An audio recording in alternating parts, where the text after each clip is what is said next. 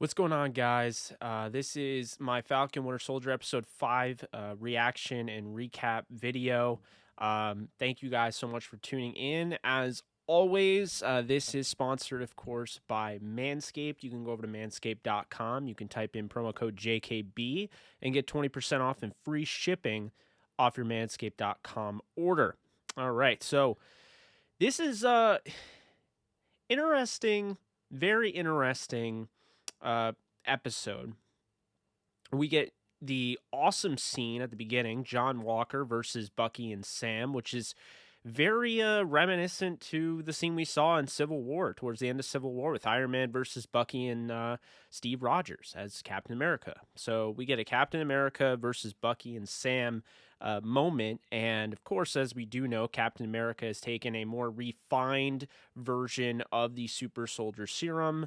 Bucky does have the super soldier serum, but it's not the perfect refined version that Nagel has. It's the one he had given to him by Hydra years ago. And of course, as we do know, Sam does not have super soldier serum, so they have to work together. It does seem unfair 2-on-1, but when you really think about it, John Walker has the super soldier serum. That kind of makes him the big threat. He also has a vibranium weapon and a shield. So a shield that's a weapon, but also a defense mechanism. And this is a great scene. A lot of the choreography is fantastic, I thought. Really sets the tone of this episode. It is the highlight of this episode, though. So I will say, before we get further into this, everyone's saying, like everything that was being hyped about this episode being the best, I don't think this is going to top the finale. I just don't. I think it had a great fight scene, but all in all, this episode was kind of a disappointment in a sense, the way it was put to, I guess it was still a really good episode, but the idea that it was going to be the best, I still think they have so much to tie up in the finale, and there's going to be all hell is going to break loose in the finale. So I would be absolutely shocked if the finale isn't as good as episode 5, because I thought episode 5 was really good, but there wasn't as much action as I expected. It was really all in this one scene. But when you really look at it, this was done very well. And we get, John Walker, who's about to, throw the killing blow on Sam. Bucky steps in, saves him from that. Of course, John Walker throws Bucky like he's nothing. And of course, because he has that vibranium arm, he gets kind of electrocuted in a sense, not dead, but he gets, an electric shock, so to speak, from that. We do see Sam get his wings ripped off, but eventually they're able to take down John Walker and, take the shield. Now, before we got into that, that scene, that fight scene, I think it's important to keep in mind that scene, in a sense, it started off with it's right from the events of episode 4. They don't show him running, but you can definitely tell that John Walker has just arrived. The blood is still fresh on the shield from his killing of Nico in episode 4. And John at that point is really just trying to mourn the loss of his best friend, Lamar Hoskins. He also has some regret, but as you notice during this scene, it doesn't last very long.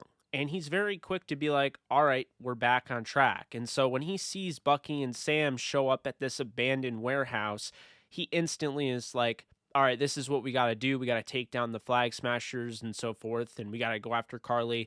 And they're like, no, you just killed somebody in broad daylight. And the problem with that is, so yeah, they were a Flag Smasher, but no, they weren't the person that killed Hoskins. And they do say that. He's like, he killed Lamar. And they explain, no, he didn't.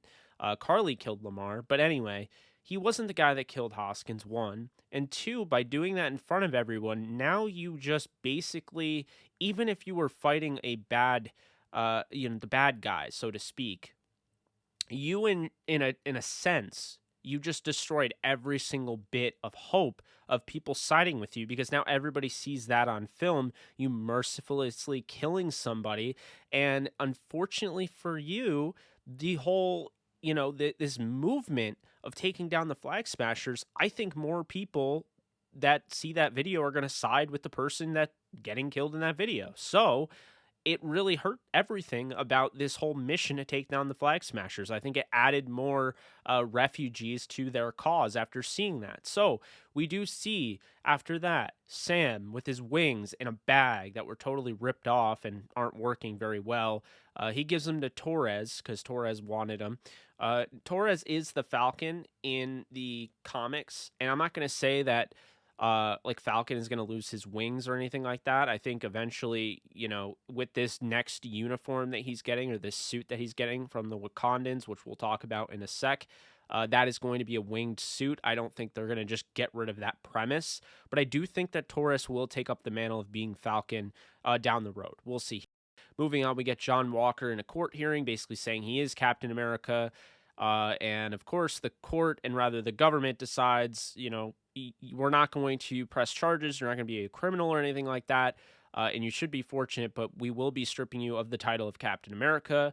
And that doesn't sit well with John Walker, who just lost his best friend. And a lot of stuff is just going through his head. He also got his butt kicked by Bucky and Sam, had the shield ripped away. So that court hearing happens, and then outside of the court hearing, John Walker's sitting there with his wife, which, by the way, shout out to her. She's been super supportive throughout all of this, and that's goals right there. So she's interrupted when talking about building. I don't know if she meant the shield, but she's saying we will build after talking about, the idea you need to see Lamar Hoskins' parents and family and tell them what happened. And then she says, we will build, and gets interrupted by none other than Contessa Valentina Allegra de Fontaine. That is a long name. Also known as AKA Madam Hydra in the comics. We finally get her appearance. She's a very manipulative person, and she's played by none other than the fantastic actress herself, Julia Louis-Dreyfus. And she just did such a great job in such a short cameo. You can tell it's not a one-off here. I was wrong about the Silver Sable cameo, but it made sense based on the comics. This here is a really interesting scene. It really kind of, I think, shows her moving forward. She's going to be a part of this whole thing and setting up the Thunderbolts. She basically lets John Walker know the best decision he ever did was to take the super soldier serum. So that's something there. She is manipulative, of course. So even if that's not the best thing that he's ever done, she's not going to tell him that. She gives him a card that has nothing on it. She says, we will call you, or she will call him. So we're expecting that at some point down the road. Keep in mind, details did come out that she is going to be in the Black Widow movie, and that, of course, the Black Widow movie was supposed to come out way before Falcon and Winter Soldier, but since it's been postponed so much, this is her debut, and it was supposed to be a big reveal after seeing Black Widow, but of course, some people just didn't even know who she was. I actually did know who she was based on the comics and Madam Hydra, but there are a lot of people that did not, and that's totally understandable. So we move on. Zemo is at the Sokovia Memorial. He mentioned asking if Sam and Bucky had visited the Sokovia Memorial in the last episode. They did not, of course. Bucky sets him up, and he joins him there, and he ends up pulling a gun on him. The same gun scene that we see in the trailer. But the difference with this is that we do see that, he lets the shells go from his gun. He does not kill Zemo. He instead sets him up to have the Dora Milaje take him away. AO does say that he will be rotting in the raft prison, so they will be taking him to the raft. And Bucky calls in one more favor, but before he does that, AO does tell him to stay away from Wakanda for a little bit because, let's be honest here, he let Zemo out, he broke him out of prison, they know that, and they're not very happy about the way that thing went down. Plus, they also fought against the Dora Milaje, so I don't think they're very kind to him right now. We will see eventually. I believe Bucky will become the White Wolf. I don't think we'll get that in this one. We'll probably get that in Black Panther 2, but they are setting up the whole Winter Soldier moniker to be gone and turning him into the White Wolf. Again, I think it's going to be Black Panther 2. I'd love it to see in the next in the finale, but I think it was pretty much guaranteed that the Dora Milaje are leaving that area, and I don't think they'll return. Therefore, he won't get that suit to become the White Wolf until, like I said, next year with Black Panther 2. So we move on. Sam goes to Baltimore to visit Isaiah Bradley, trying to kind of pay off earlier in the series, the Black Captain America. And the thing that's cool is actually this is called Truth, this episode, and this is honestly loosely based on the comic Truth, that edition Truth, which is based on Isaiah Bradley. They have a nice heart-to-heart meeting. Isaiah Bradley basically tells him that the shield means nothing to him because basically the country means nothing to him. They locked him away for 30 years, but he explains more in depth that there was somebody there that helped him and gave him letters from his loved one who passed away. And it's just it's a sad, but a very important moment. It's not a full payoff because I think that in the finale, you're going to have something similar to where Sam takes over the mantle of Captain America entirely for the world to know. And he's probably going to get up and speak at some moment in the finale towards the end. And he's probably going to bring Isaiah Bradley up to speak, or he's going to tell everyone what happened with Isaiah Bradley.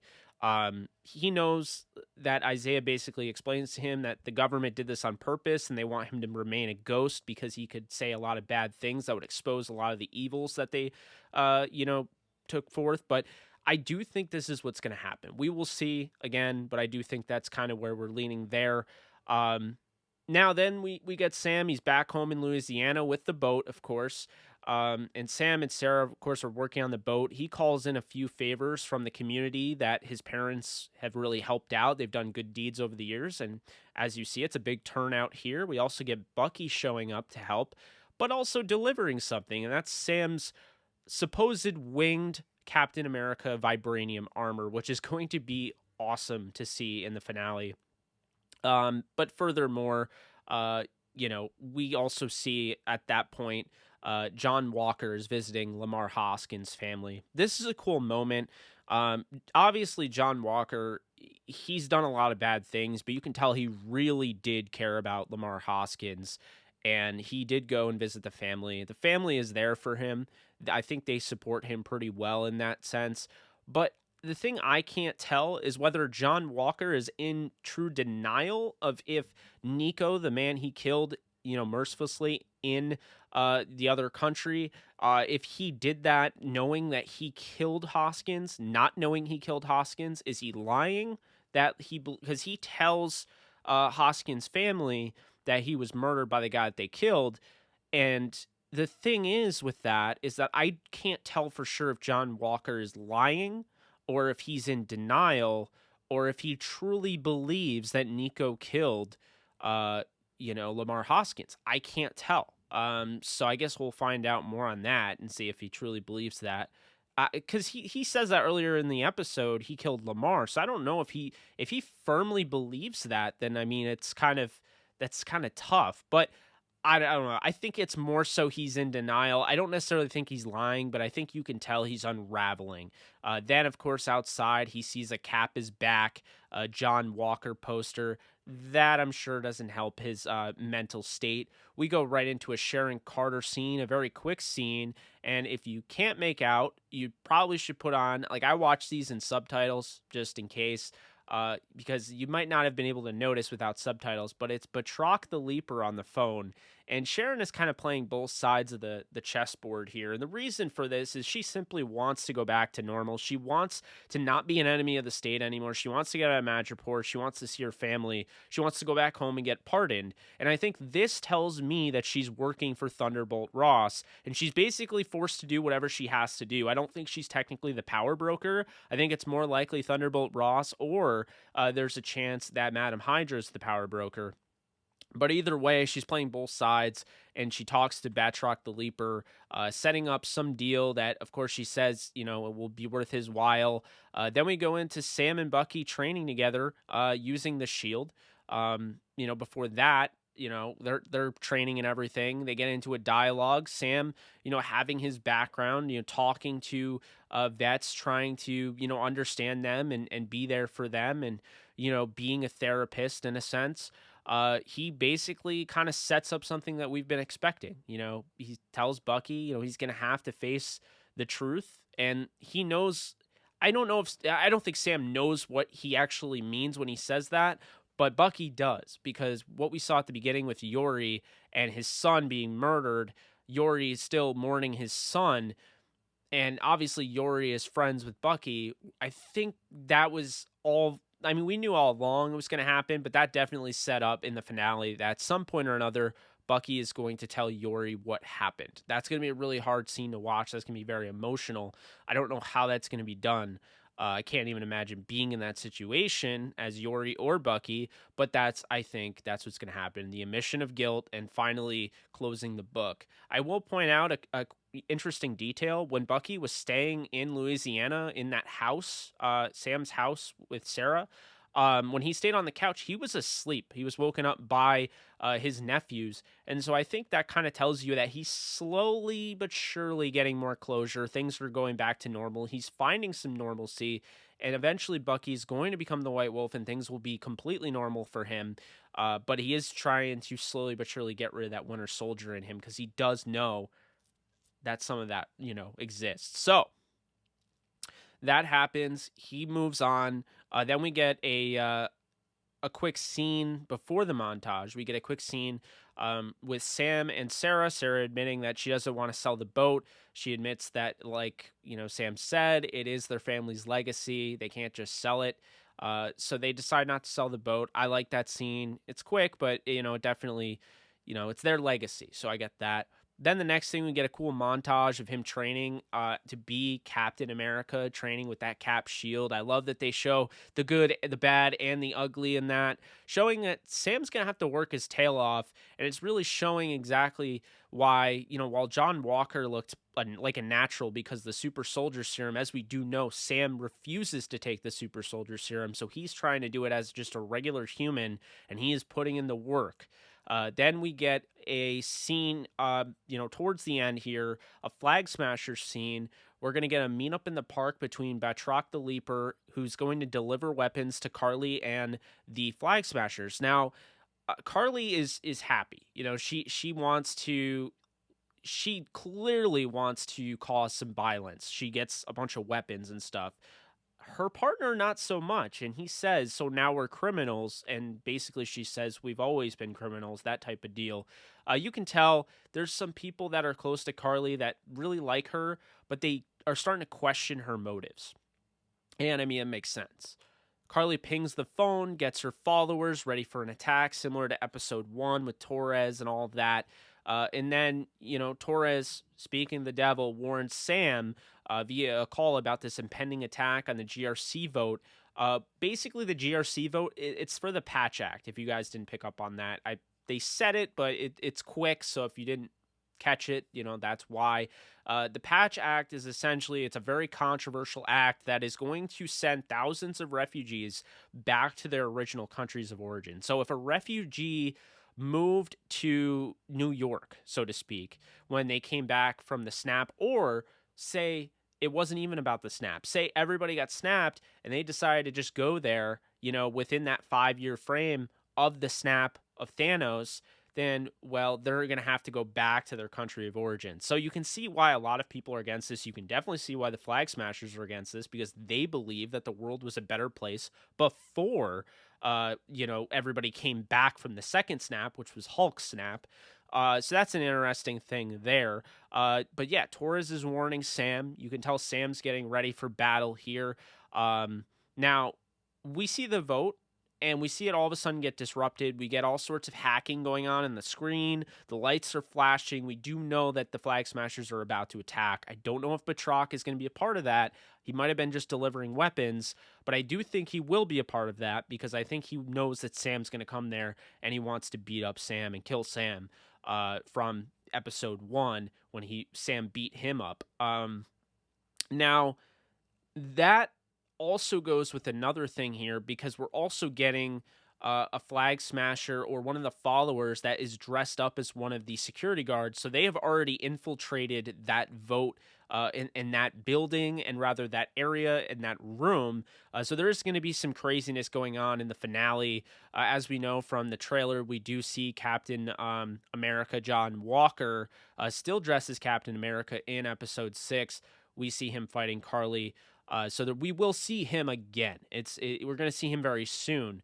Now, before that, we do see Sam open up the case of his new suit, and we don't get it. We don't get the shot. They want it. It's a cliffhanger. That is the end of the episode.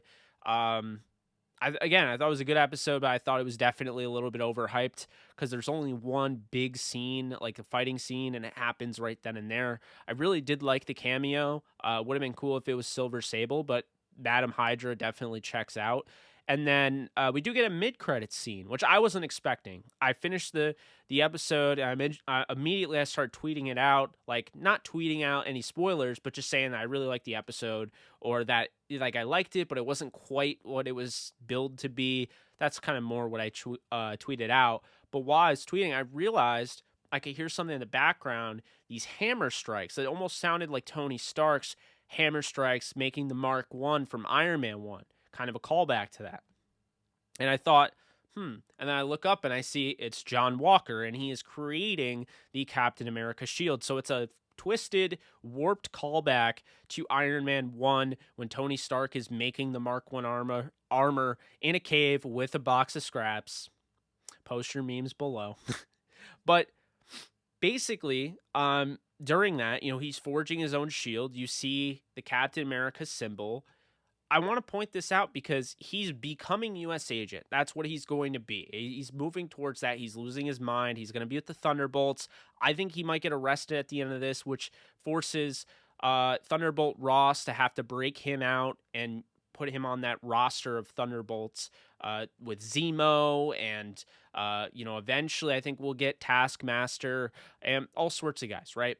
But I think this thing right here is really interesting because I think it's almost going to be in his mind that he thinks like having the shield look the same, it's going to be the same shield. He's forging it, and he's not forging it out of vibranium. We know no matter what with that shield, we know it's not vibranium. So when you get that battle that eventually will happen between Sam and John Walker's still in that uniform, but with the fake shield, and Sam with the vibranium shield and his vibranium armor, what has wings as well. I think you're going to see a moment in which Sam has a chance to literally kill John Walker because vibranium is going to cut through whatever he has like a hot knife through butter. I think that needs to be said here because it doesn't matter if you have this shield. I think that's the thing is John Walker's he's lost it where I think he might actually feel like he has that shield again. It's not going to be the same as the vibranium. And so for that reason, I think that'll be an interesting battle for sure.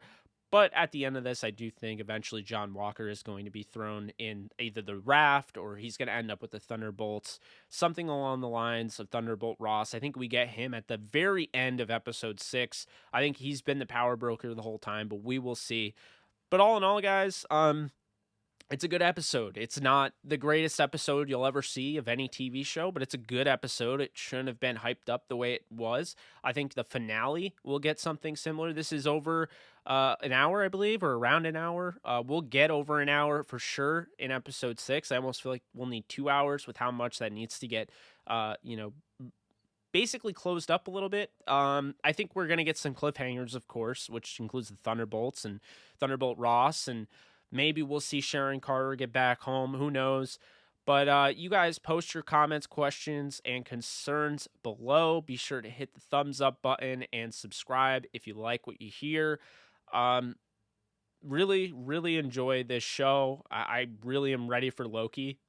So after the show ends, it's going to be hard to wait for Loki, but I can't wait to do those episodes for you guys and do some live streams with that. But again, you guys let me know. Post your theories below. Anything that you think is going to happen in episode 6, anything you really wanted to cover that I didn't cover enough in episode 5, happy to start discussion. Again, I'm Jake Ellenbogen. This is the Jake Ellenbogen channel. Be sure to subscribe, and I'll be back soon. You guys take care.